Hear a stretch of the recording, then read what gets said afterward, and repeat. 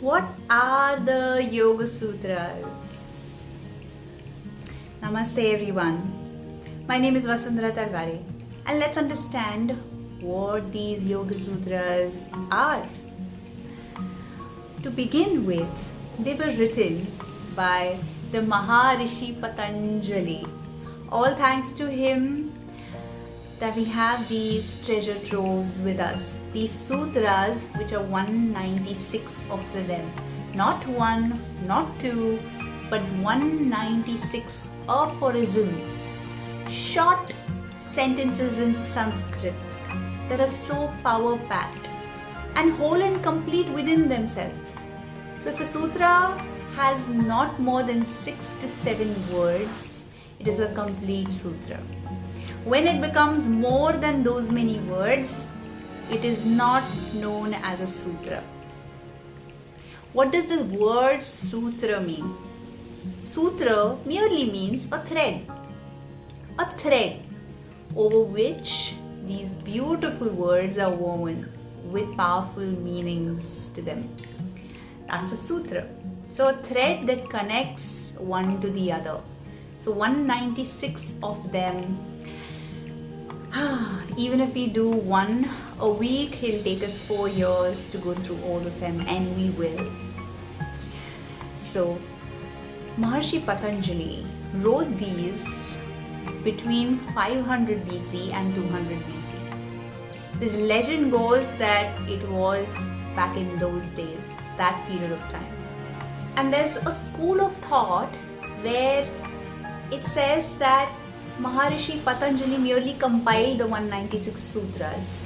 But there's another school of thought which says that he actually wrote the 196 sutras.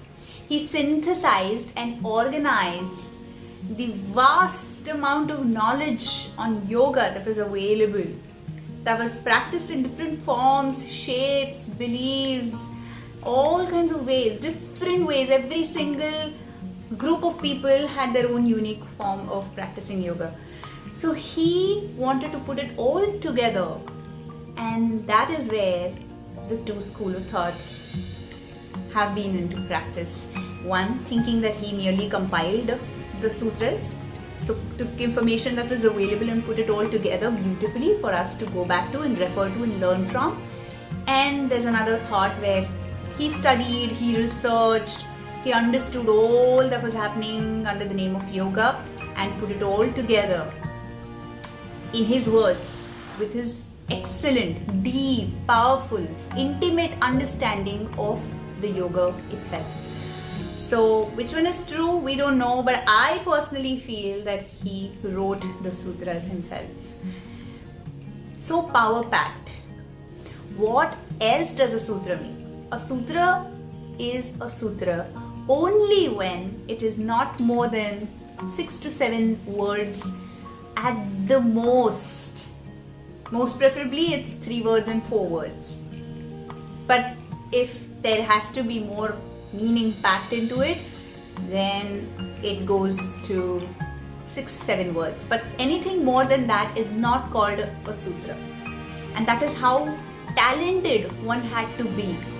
And with great command over Sanskrit language, Maharishi Patanjali wrote these 196 aphorisms, also called as sutras. So powerful, such short, crisp statements. And the beauty of the Sanskrit language is that one word need not necessarily have only one meaning to it. There could be multiple meanings. And you apply those meanings to what you're reading. You take in what you grasp according to the level of your evolution, of your understanding, of your experience. That is how beautiful the Sanskrit language is, and that's how beautifully these Yoga Sutras are written. So these Yoga Sutras are translated in 40 Indian languages and 2 non-Indian languages. One of them is Arabic and the other one is Javanese. So these are the 2 foreign languages it's translated in, and 40 Indian languages. That's a lot, right? But before Yoga Sutras came back into vogue, and still getting into the whole zing, there were other popular scripts that had a mention of yoga in it. They were more referred to as the yoga scripts, like the Bhagavad Gita, the Hiranyagarbha, the Yoga Vasishtha, the Hatha Yoga, the Tantric Yoga, and there's also something called the Shaivism, which is also called the Pashupati Shaivism Yoga. So these are the popular medieval times yoga practices that were followed and books referred to, authors looked up for, before the Yoga Sutras came back. The Yoga Sutras fell into complete obscurity from the 12th century till the 19th century, during which period all the other scriptures came to the fore and became the text on yoga. It was only with efforts from Swami Vivekananda that he brought the text back and is now accessible to you and me. And it is also the effort of the Theosophical Society that we have access to it today. I'm also referring to this book by Aranya. He is still alive, the third generation is. He lives in a cave somewhere up north, and he's accessible only for a limited period of time. Otherwise, he goes back in his cave and does his practices all through the day. He'll come out, answer your questions, clarify your doubts on the Yoga Sutras, and go back in. And out of the 12 months, there are 4 months that he does not come out of the cave at all. There's no access to him. So that is the kind of people there are, and his is a version that I am told, also from my personal experience, I understand is the purest translation there is of the Yoga Sutras.